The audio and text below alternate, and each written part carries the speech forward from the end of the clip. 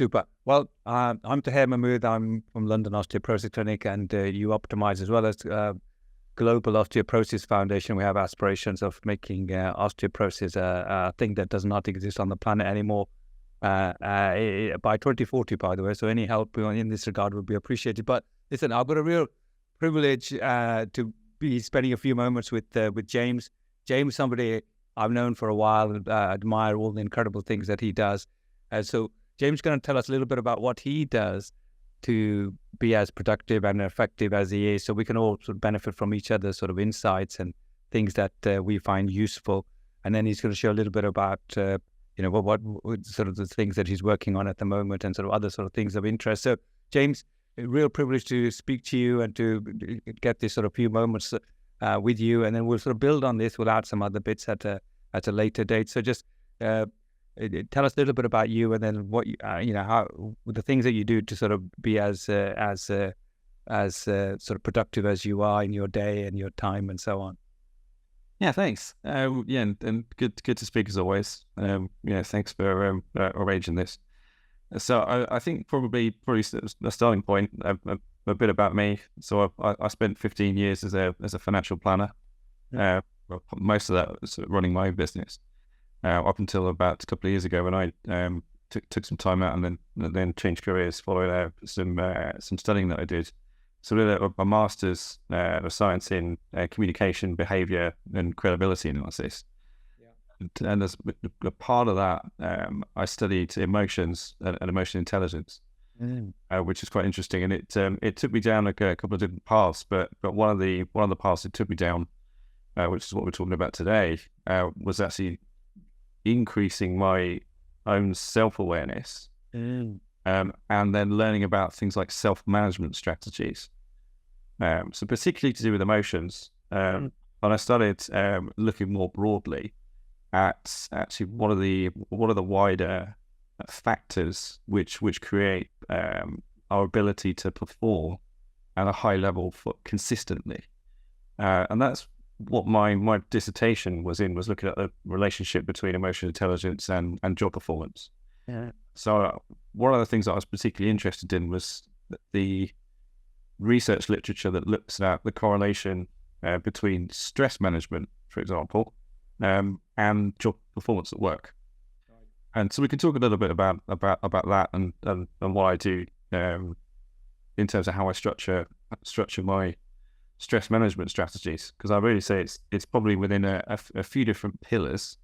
I'm going to kind of caveat that I'm not a medical expert, but I do have a master's of science. I'm currently halfway through a psychology master's at the moment, so I'm familiar with a lot of literature. But again, I think the most of what my learnings that I'll talk about have been experiential. So it's been trial and error on myself as to what works, and I think that's pretty much what I'd advocate for a lot of people is see what works for you.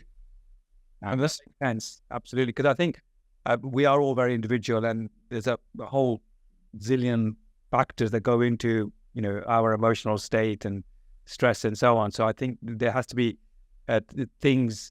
And strategies have to be tailored to our individual experience. So, and I think what you have a gift for is understanding things and then applying them into a real sort of work-related sort of environment, and then getting some insights and sort of being generous enough to share and to support others and create resources that can be beneficial. So in terms of the literature and your sort of studying, what are some of the key things that impact people in terms of their stress, and then obviously that then has varying levels of impact on their productivity and their work and so on. So what are there sort of particular things or categories of stuff that people might want to think about or need to be aware of?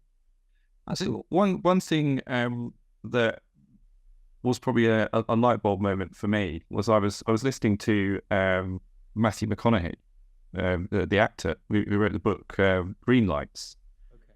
And so I don't know if you've read the book Green Lights. It's a great book, and it's an autobiography, but he effectively took the journals that he'd written for a couple of decades and then sort of looked at the sort of the meta themes across all these journals, and then wrote them into a sort of a self-reflective autobiography. But he was talking on a podcast about the process of his reviewing the journals and how he was managing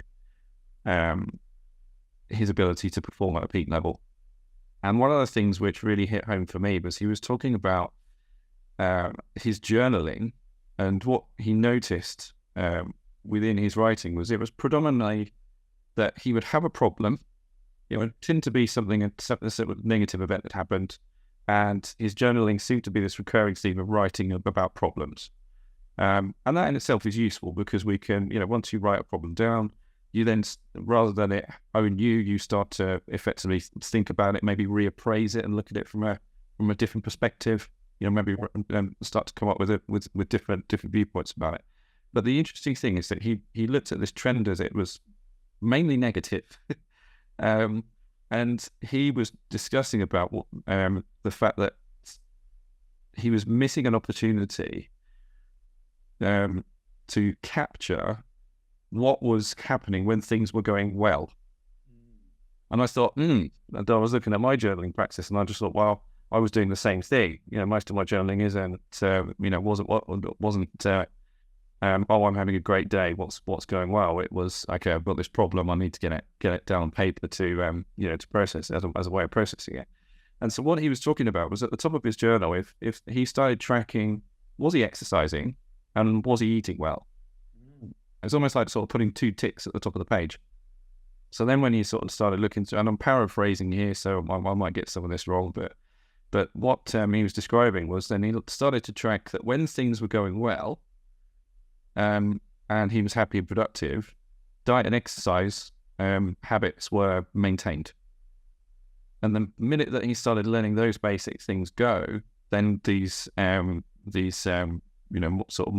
negative periods, or periods with just problems or low mood, I think is probably a better term for it, crept in. And so I effectively that really hit home for me. And so I started just tracking that within myself and found it to be true. So I think having habits of exercise on a regular weekly basis, for me, I find I can track if I go maybe a week or two not exercising, maybe an injury, whatever it is, I really start to feel a bit low, and I don't feel like I have as much energy as I normally do. It's probably a benefit.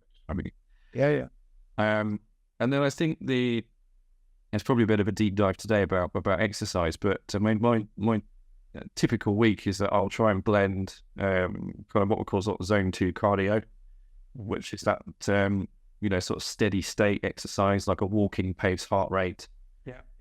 So we'll do a bit of zone 2 cardio, I'll do weight training, and then I'll try and do some sort of VO2 max training, so something sort of nice and intense. You're really sort of getting your heart going. Because especially I think the reason weight training is so important within there is that there's good research that has actually looked at muscle mass and the rate of cognitive decline, or likelihood to get things like Alzheimer's or dementia, for example. But actually, even in the psychological literature, if you look at, say, IQ, for example, and you've got fluid intelligence, it starts to decline from about sort of 25 years of age. Actually, the rate of decline can be slowed, with weight training or making sure that you maintain muscle mass. And I think this will be your area of expertise, but it certainly becomes more important the older that you get if you want to protect the joints, protect the tendons, protect bone health, for example. If you're keeping the muscles exercised, and I think the older you get, you've got to fight harder to maintain it. That is my understanding. Yeah, that's right. I mean, yeah, you're absolutely right to emphasize muscle, and we're sort of I always sort of discussing this with everyone we see in clinics and so on, and have different sort of resources to support that. But I mean, muscle does change over time. There's a whole range of reasons for this. There is a decline, partly because of what we might be doing, partly because of sort of nutrition, partly because of sort of expectation. If all our peers are sort of moving into a bungalow, we sort of feel, well, I've got to move into somewhere where there's less strenuous, or, you know, one of the things I sort of share with people and try and practice it myself is, if possible, just help yourself to do what you need to do. You know, if you need to make a chore or make a cup of tea or find a remote control somewhere, find it yourself rather than asking someone. So it's just micro things that can have a big impact. But no, absolutely.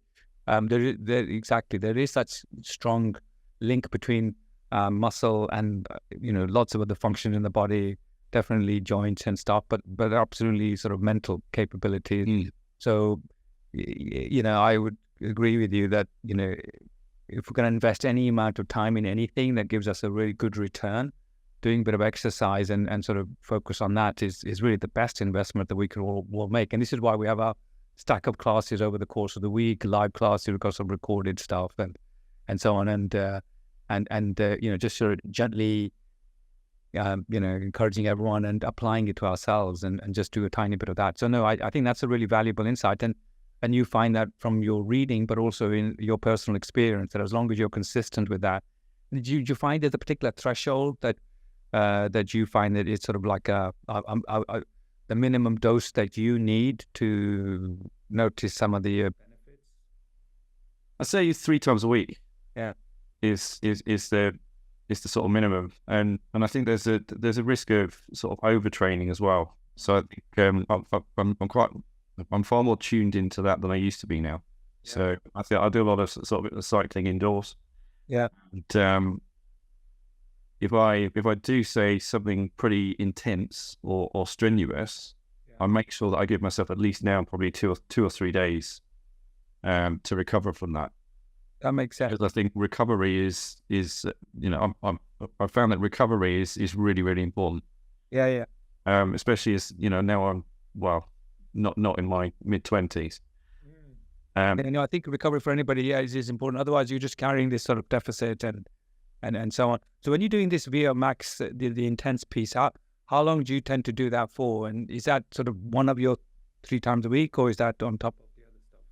Only about 20 minutes. Yeah.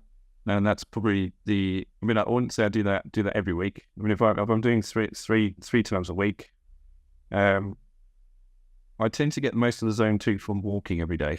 So I'll walk maybe for about 45 minutes a day. Yeah. And that's something I've always done, actually. I mean, even if I go into London, rather than get on the tube, if I can walk 20, 30 minutes to get somewhere, then I'd rather do that.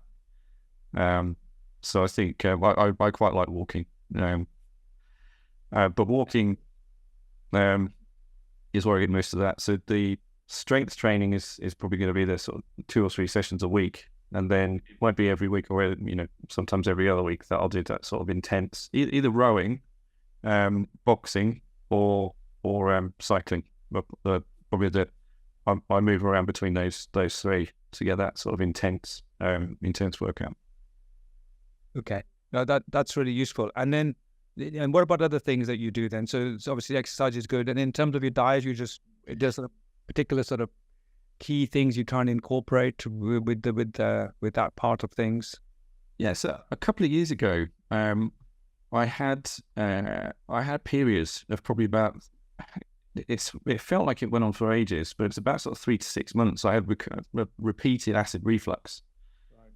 And I went to see my GP, and, you know, we did some we did some tests in terms of, you know, allergies and whether there were any sort of food allergies, and there weren't any. But what I then did was I started playing around with an elimination diet anyway.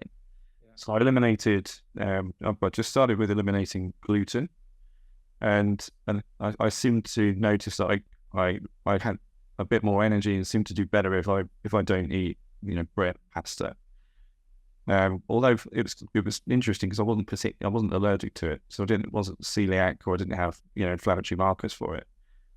But I seem to do better if I avoid, you know, if I avoid grains. I think other thing which I did, which made it just makes complete sense anyway, was eliminated most processed foods.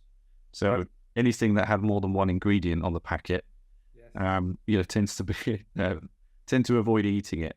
But I do work on sort of an 80-20 rule, as in like 80% is good enough. So like, you can kind of stick to it, sticking to a diet where you avoid all processed foods is incredibly difficult because you could never eat out in a restaurant.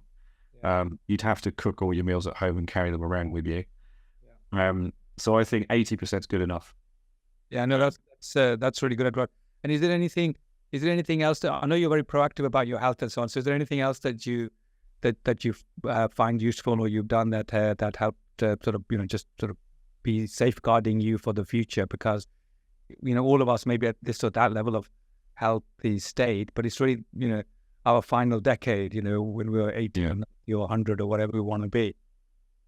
Well, I think the thing about the diet, which I looked into as well, was then looking at the quality of the ingredients that I was buying. Yeah. I live in Kent. It's quite a rural area. Yeah. As we now get milk delivered from a dairy farm nearby. Yeah. Twice a week. We've got another farm in the village where we buy meat from. So we try and buy as locally as possible and make as much as we can, so we're avoiding processed foods. But one of the things that really interested me was looking at the quality of protein and making sure that you've got a broad enough profile of amino acids, because effectively every cell in your body is made up of is made out of proteins.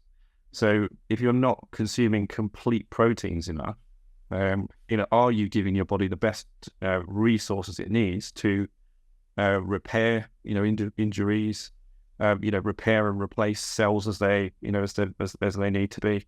So making sure that you've got a complete proteins in your diet, I think it's really, really key. Yeah, and you make up those proteins from different sources and so on, so the proteins are the enzymes that we have in our cell, which do all the sort of functions of metabolism and so on. And then obviously there's proteins in the muscle, protein in the different sort of other structure the cell itself has got. One of the things that are very maligned are fats. Now, we need fats and cholesterol and such like. There's different versions of this for each cell. So each cell is made up of 2 layers of fats. So I think sort of good fats, olive oils, those sorts of things, definitely have a beneficial role to play. So James, this has been really insightful. We don't have that much more time, but just to get a bit of a flavor of what you're working on now. So clearly you've got some, you've been doing all this training, you've got this sort of, sort of understanding and studying of when you're doing your projects on stress and the emotional aspect of, how that impacts performance and so on. So what are you working on now? So I'm currently run a company which is an emotion intelligence training company. Mm-hmm. So I run a training program looking at building and developing emotional intelligence, specifically in financial planners, because that's the role that I did for 15 years. Yeah. So the program effectively works on the basis that emotional intelligence is an ability rather than a trait. So I think if you think so, emotional intelligence is something that you either have or don't. It's not true. It's a skill that can be developed with training, and some of that training leads to outcomes which we've spoken about. So if you go through knowledge-based training, which develops your understanding, it develops skills, and what it does is it raises your self-awareness of your own emotions, and you learn tools and strategies to self-manage. And you also, the other branch to it is perceiving others' emotions and then using that for social influence. Yeah. And so emotional intelligence is correlated with a number of different outcomes in the workplace. So sales performance, for example, better leadership performance, within managers and leaders of organizations. But then working with colleagues as well, and so managing conflict at work. But also especially with financial advice, which is very much a face-to-face, job where you're dealing with people and you're dealing with emotions within the life events of those people that come to you for help and advice. The advisor's ability to be able to empathize with their clients, to understand them, and then help guide them towards making financial decisions is really key for their ability to perform. But more generically, kind of in the literature on emotional intelligence and job performance is health outcomes as well, which is quite interesting. And I think because I think our emotional health, and particularly how we deal with say stress, for example, is just one aspect of that. I think the better we are and the more sort of coping strategies that we have, the better health outcomes. And I think it's one of those things that is probably has a kind of a cascading effect on the body. Yeah, that makes sense, because we're all sort of interconnected, and we have a bit of an emphasis on all the sort of physiology that it affects all of us, and then that leads to the emotional sort of state, and then that leads to thinking, and then leads to the behavior. So any behavior we want is underpinned and founded on all the sort of physiology that's taking place and so on, and and then the emotions are obviously at the core of all our thinking, and then the follows that. Now, this is fascinating. We're going to have to keep coming back to this, James, and just to learn more about all the different things that the insightful things that you're sort of developing and progressing. So, we'll build on this, and then we'll share some of your stuff when it's available. And I know it's a particular sort of niche that you're focused on, but some of it may be applicable more broadly that you might be able to share, and we can put links there in the future. Yeah, absolutely. Yeah, that'd be good. Amazing. Thank you for your time, and we'll speak soon. Yeah, thanks.